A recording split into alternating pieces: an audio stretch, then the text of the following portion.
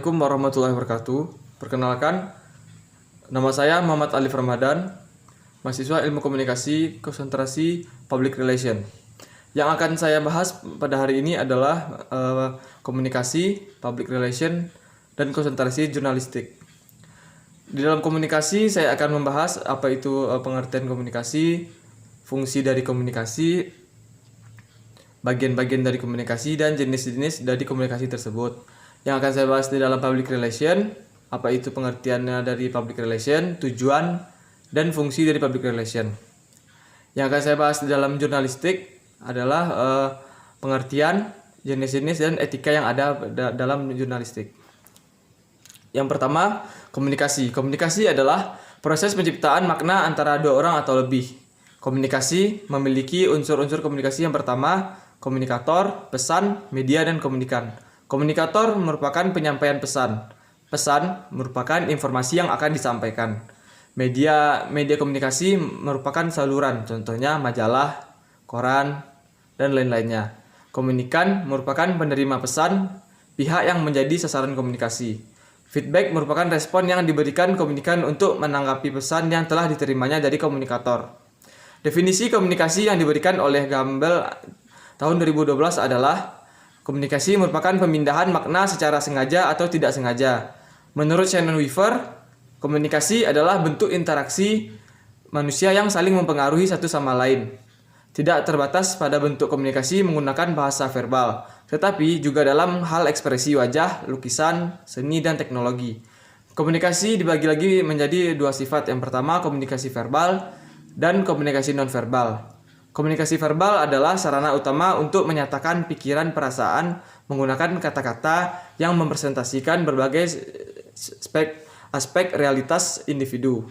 Contohnya, chat dengan menggunakan smartphone, pidato, rapat, dan diskusi. Yang selanjutnya, komunikasi nonverbal merupakan komunikasi yang hanya menggunakan bahasa isyarat atau tidak menggunakan kata-kata. Contohnya, tos dengan teman sebaya, menggunakan O sebagai tanda tidak setuju. Komunikasi memiliki beberapa fungsi. Yang pertama, fungsi komunikasi yang lebih singkat disampaikan oleh Judy Pearson dan Paul Nelson. Menurutnya, komunikasi memiliki dua fungsi umum. Pertama, komunikasi berfungsi untuk hidup diri kita sendiri. Misalnya, untuk keselamatan diri sendiri, menampilkan jati diri kita, mencapai tujuan yang ingin kita tuju. Fungsi komunikasi yang kedua adalah untuk kelangsungan hidup bermasyarakat. Di sini maksudnya sebagai manusia memang tercipta untuk makhluk sosial. Karena kita tidak mungkin hidup seorang diri, tetap akan membutuhkan bantuan dari orang lain. Yang selanjutnya, komunikasi ini dibagi menjadi beberapa bagian, yaitu komunikasi politik, massa, antar budaya, dan komunikasi organisasi. Komunikasi politik merupakan suatu bidang yang menelaah perilaku dan kegiatan komunikasi yang bersifat politik, mempunyai akibat politik yang berpengaruh terhadap perilaku politik.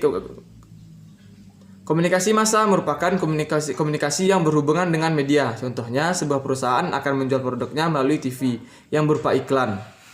Komunikasi antar budaya merupakan kegiatan yang terjadi dalam berkomunikasi setiap individu dengan individu lain, baik dua orang bahkan lebih, sehingga terciptalah kemudahan dan pemahaman segala macam bentuk perbedaan.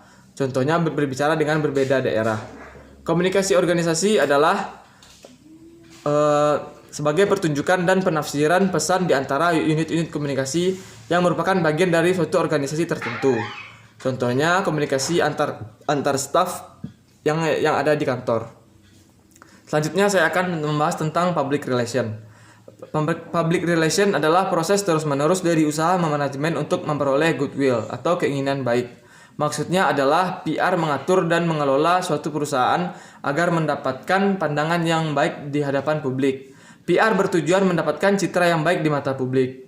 Ruang lingkup yang dimiliki PR adalah membina hubungan ke dalam dan keluar.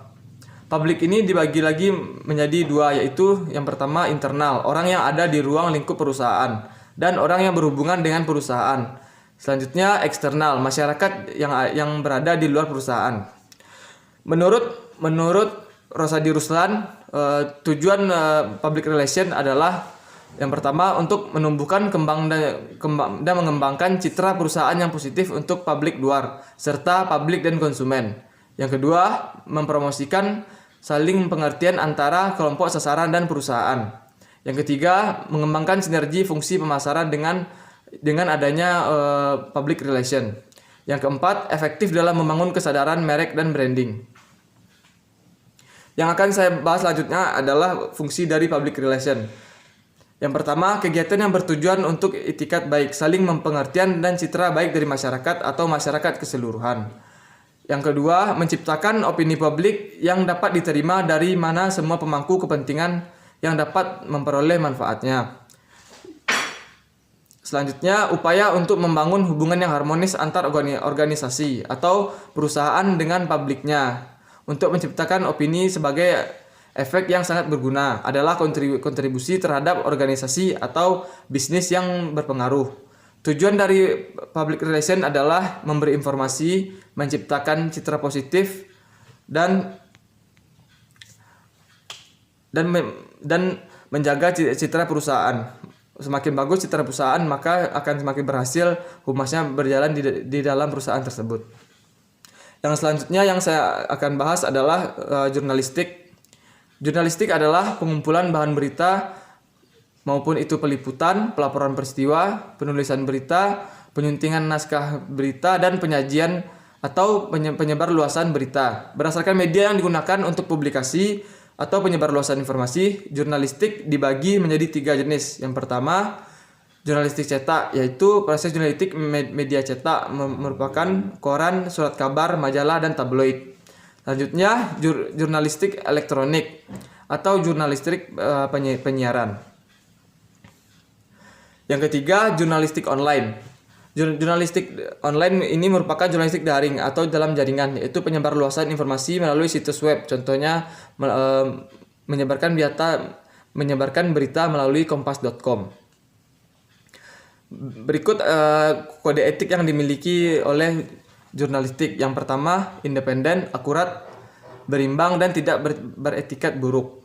Yang kedua, profesional, menunjukkan identitas, hormati hak privasi narasumber, tidak menyuap, dan menyampaikan berita yang jelas serta faktual. Yang terakhir, berimbang dan tidak mencampurkan fakta dan opini yang menghakimi, serta menerapkan asas praduga tak bersalah. Itulah yang saya sampaikan pada ujian komprehensif pada hari ini. Salah dan kurang mohon maaf. Wassalamualaikum warahmatullahi wabarakatuh.